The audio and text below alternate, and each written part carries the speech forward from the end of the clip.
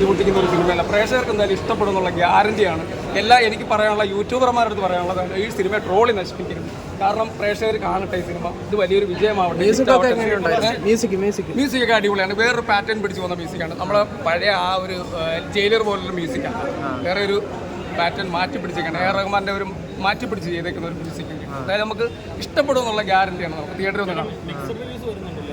Mixed review ഞാൻ അതിൽ പറഞ്ഞു. കമലഹാസൻ്റെ അഭിനയം ശരിയായിട്ടില്ല എന്ന് ഞാൻ പറയട്ടെ. ഒരു കമലഹാസൻ്റെ അഭിനയം ശരിയല്ല എന്ന് പറയാം. വിമർശിക്കാൻ നമ്മൾ എന്താണ് നമുക്ക് റൈറ്റ്സ് ഉള്ളത്? നമ്മൾ അഭിനയിച്ചിട്ടുണ്ടോ? ഇല്ല. ആ കഥാപാത്രത്തെ നമ്മൾ മനസ്സിലാക്കണം. ആ കഥാപാത്രം അത്ര ശക്തമായ കഥാപാത്രമാണ്. അതൊരു പ്രായമുള്ളൊരു കഥാപാത്രം തന്നെയായിട്ടാണ് രജിസ്റ്റർ ചെയ്തിരിക്കുന്നത്. അപ്പോൾ അതിൻ്റേതായ ഒരു പ്രായത്തിനനുസരിച്ച് അഭിനയിക്കാൻ പറ്റുള്ളൂ. ഇതൊരു 18 വയസ്സുള്ള ഒരു ക്യാരക്ടറല്ല കമലഹാസൻ ചെയ്തിരിക്കുന്നത്. 10-50 വയസ്സിന് മുകളിൽ പ്രായമുള്ള ഒരു ക്യാരക്ടറാണ് ചെയ്തിരിക്കുന്നത്. അത് ആ ഒരു മൂഡിലേ പോകാൻ പറ്റുള്ളൂ. സിനിമയായിട്ട് കാണാൻ ശ്രമിക്കും. അല്ലാതെ വെറുതെ കമൻറ്റ് പറഞ്ഞാൽ ആ സിനിമ നശിപ്പിച്ചിട്ട് കാര്യമില്ല. ആ സിനിമ എന്താണെന്ന് മനസ്സിലാക്കുക, ക്യാരക്ടർ എന്താണെന്ന് മനസ്സിലാക്കുക. സിനിമ ഹിറ്റാണ് എന്തായാലും ഉറപ്പാണ്. ജോജുവൊക്കെ അടിപൊളിയാണ്, ഒരു രക്ഷയില്ല. ജോജു ഒരു 2-3 സീനിൽ നല്ല നല്ല സാധനങ്ങൾ ചെയ്തിട്ടുണ്ട്. അതുപോലെ ചിമ്പുവിൻ്റെ ഒരു തിരിച്ചുവരവാണ് തമിഴ് ഇൻഡസ്ട്രി.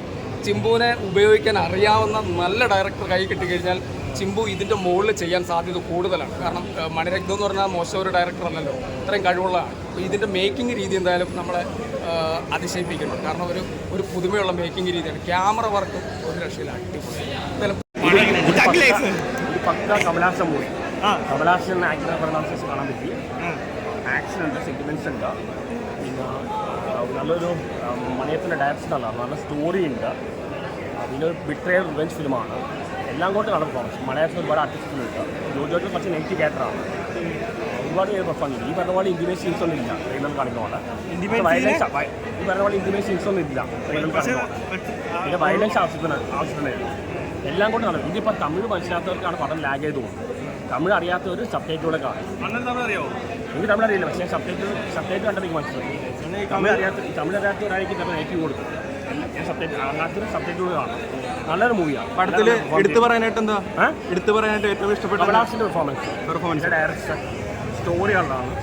അതെല്ലാം നമ്മൾ മ്യൂസിക്കിൻ്റെ BGM അങ്ങനെ കണ്ടിന്യൂസ് ആയിട്ടില്ല, എന്നാലും കുഴപ്പമില്ല. ഭയങ്കരമൊന്നും പറയാൻ പറ്റില്ല. എന്നാലും മണിയത്രം ഏറെ നല്ല കോമ്പിനേഷനാണ്. അതല്ല, ഒരു ഗാങ്സ്റ്റർ മൂവി. നായകനെന്ന് പറയുന്നത് ഗാങ്സ്റ്റർ മൂവിയാണ്. പക്ഷേ നായകൻ്റെ അത്ര ഇൻറ്റൻസാണ്. ഫസ്റ്റ് ഹാഫ് സെൻറ്റിമെൻറ്റ്സ് ആണ്. ഒരു ഫാമിലി പടം കൂടെയാണ്.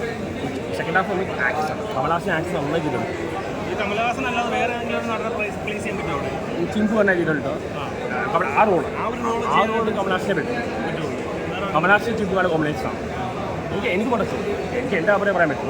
എനിക്കൊണ്ട് തമിഴ് മനസ്സിലാത്തവർക്കാണ് ഈ നെഗറ്റീവ് ചെയ്ത് അത് സബ്ടൈറ്റിലൂടെ കാണും. Editing, camera, Mani Ratnam. പക്ഷേ പടം ടെക്നിക്കൽ ബേസിൽ അടിപൊളി. കമലഹാസൻ നല്ലത്, ജോജു നല്ലത്. പക്ഷേ ഞാനൊരു നമ്മുടെ നായകനുമായിട്ട് കമ്പയർ ചെയ്താൽ അത്ര ഇല്ല കേട്ടോ. നായകൻ്റെ ഒരു ക്ലാസ് ഒന്നും വന്നിട്ടില്ല. കുഴപ്പമില്ല, എന്നാലും വൺ ടൈം വാച്ച്. പുള്ളി നന്നായിട്ട് ചെയ്തിട്ടുണ്ട്. അതെ,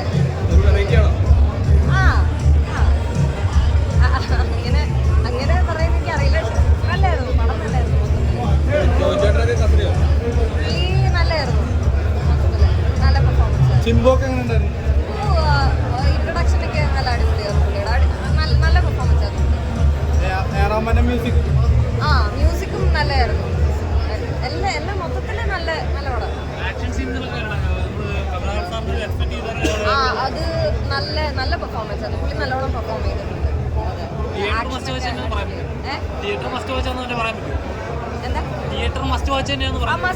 തിയേറ്റർ എക്സ്പീരിയൻസ് ഉണ്ട് പടത്തിന്. എന്താണെങ്കിലും അത്